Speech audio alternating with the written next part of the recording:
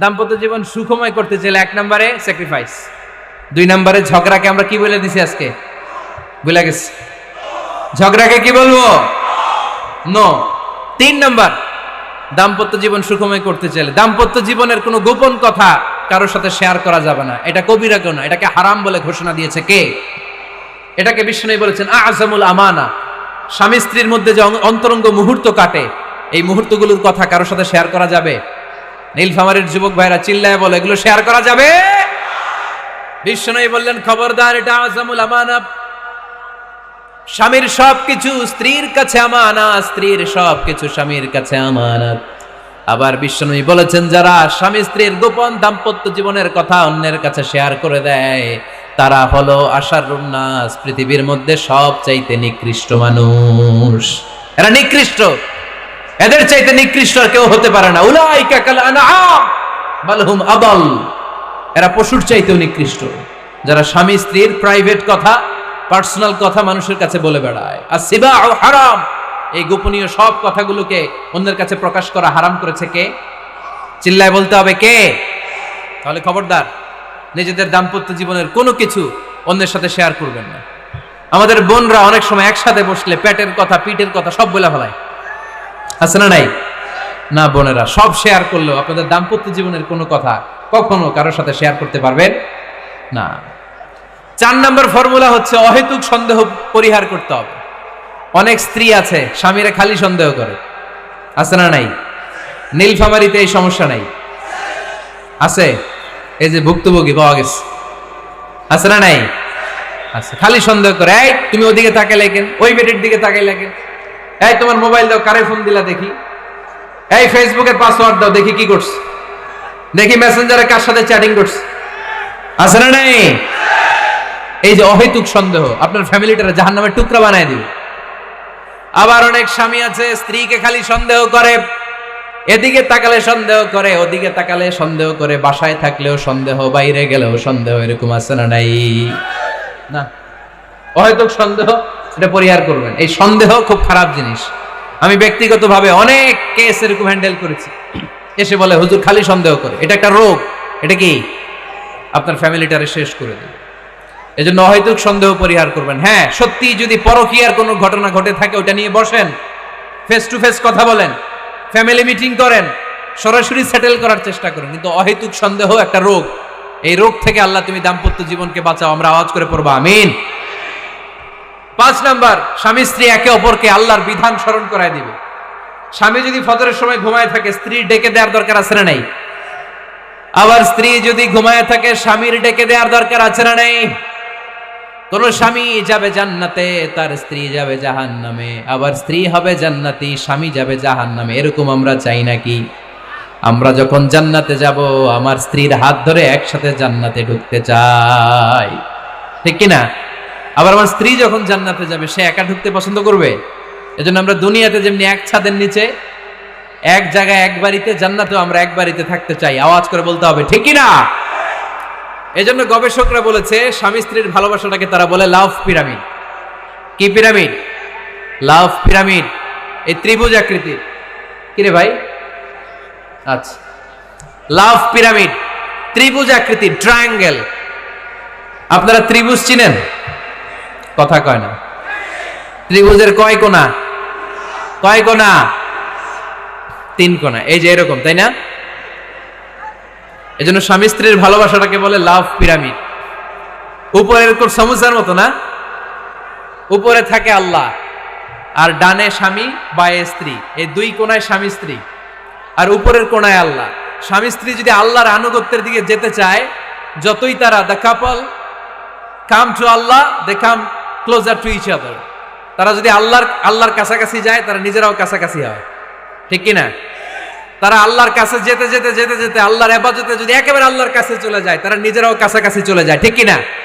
আর তারা আল্লাহর আনুগত্য থেকে যত দূরে সরে তারা নিজেরাও নিজেদের থেকে তত দূরে সরে পড়ে। চিল্লায় বলেন ঠিক কিনা? লাভ পিরামিড এটা। এজন্য the closer the couple comes to Allah, the closer the couple comes to each other. Couple স্বামী স্ত্রী আল্লাহর ভালোবাসা নিজের মধ্যে যত গাঢ় করবে, আল্লাহর আনুগত্য যত বেশি করবে, আল্লাহর ইবাদত যত করবে, নিজেরাও তত কাছাকাছি আসবে। আর আল্লাহরে যত ভুলবে নিজেদের মধ্যে বড় বড় ফারাক করে দিবে কে? তাহলে এই পাঁচটা বিষয় স্বামী স্ত্রীর উভয়ের উপর বর্তায়, এগুলো মেনে চললে দাম্পত্য জীবনকে সুখময় করে দিবে কে? আল্লাহ। এবার আমরা শুনবো আমাদের বোনদেরকে, যে ডান দিকে আমি শুনলাম আমাদের বোনদের বিশাল প্যান্ডেল আছে না নাই? আচ্ছা, আজকে বোনদের দিয়ে শুরু করি। স্ত্রীদেরকে আল্লাহ কি দায় দায়িত্ব দিয়েছে একটা ফ্যামিলিকে সুন্দর করতে, একটা দাম্পত্য জীবনকে সুন্দর করতে? স্ত্রীর এক নম্বর দায়িত্ব হচ্ছে she should make a comfort to her husband. স্ত্রীর উচিত স্বামীর জন্য ঘরটাকে প্রশান্তির নীর বানিয়ে রাখা। কি বানিয়ে রাখা? প্রশান্তির নীর। স্ত্রী হওয়া উচিত এমন যাকে দেখলে স্বামীর চোখ জুড়ায়, স্বামীর প্রাণ জুড়িয়ে যায়, স্বামীর হৃদয়টা ঠান্ডা হয়ে যায়, ঠিক কিনা? আর স্ত্রীর দিকে তাকালে যদি মেজাজ গরম হয়ে যায়, মেজাজ খিটখিটে হয়ে যায়, ঝামেলা আছে না নাই? ঝামেলা আছে। এজন্য মেহেরবানি করে আমাদের বোনরা যারা, এমন কোনো কাজ করবেন না যেটা স্বামীর মেজাজকে খিটখিটে করে দেয়, কারণ আল্লাহ তাআলা আপনাদেরকে তৈরি করেছে লিতাসকুনু ইলাইহা, স্বামী আপনার কাছে গেলেই যেন তার হৃদয়টা প্রশান্ত হয়ে যায়, ঠিক কিনা? অনেক স্ত্রী আছে না জেনে না বুঝে স্বামীর সাথে এমন খিটখিটে মেজাজ দেখায় যেটা স্বামীর জন্য মেনে নেওয়া কষ্টকর। আমি একটা জরিপে পড়েছি, পৃথিবীর অনেক স্বামী স্ত্রীর কারণে হার্ট অ্যাটাক করে মারা যায়। আছে না নাই? এই তো ভুক্তভোগী পাওয়া গেছে। স্বামীর জন্য একটা ত্রাস হয়ে দাঁড়ায় স্ত্রী, ত্রাস।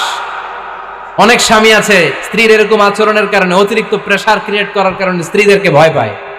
অবশ্য নীলফামারীর কোন স্বামী তার স্ত্রীরে ভয় পায় না। ভয় পায়?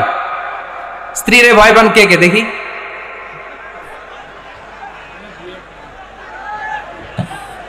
ভয় পান আপনারা? ভয় পান? হ্যাঁ, এক অফিসের বড় সাহেব তার স্ত্রীরে খুব ভয় পায়, প্রচন্ড ভয় পায়। তো সে মনে মনে ভাবলো, দেখি আমার অফিসের যারা স্টাফ আছে, ম্যানেজাররা আছে, এরা কতটুকু ভয় পায়, এরা ভয় পায় কিনা। তো একদিন সকালবেলা অফিসের সব স্টাফগুলোর একসাথে দাঁড় করায় বলতেছে, এই আপনারা যারা যারা আপনাদের স্ত্রীদেরকে ভয় পান তারা ডান দিকে যান, আর যারা স্ত্রীকে ভয় পান না এরা বাম দিকে যান। অফিসের সব কর্মচারী ডান দিকে চলে গেছে, সবাই ভয় পায়, একজন শুধু বাম দিকে। বাম দিকে কয়জন? ভয় পায় না। আর যারা ভয় পায় এরা ডান দিকে, ডান দিকে সবাই। তো বড় সাহেব ভাবছে, আলহামদুলিল্লাহ আমার অফিসে একজন হইলেও বীর পুরুষ আছে। তো বীর পুরুষের কাছে যেয়ে বলে, ঘটনা কি, আপনি মোটেও ভয় পান না? কয়, স্যার প্রতিদিন অফিস করার জন্য যখন ঘর থেকে বের হয় আমার বউ আমারে বলে দেয়, খবরদার সবাই যেদিকে যায় তুমি কিন্তু ওইদিকে যাইবা না, সবাই যেদিকে যায় তুমি ওইদিকে গেলে খবর আছে। বড় সাহেবকে খবরদার, এটা তো আরো ডরায়, ঠিক কিনা? এজন্য বোনদেরকে বলবো, লিতাসকুনু ইলাইহা, এমন ভাবে আপনি আপনার স্বামীর সামনে নিজেকে প্রেজেন্ট করেন যাকে আপনাকে দেখলে আপনার স্বামীর চোখ জুড়িয়ে যায়, হৃদয়টা প্রশান্ত হয়ে যায়, আপনাকে দেখলেই আপনাকে ভালোবাসতে মনে চায়, ঠিক কিনা?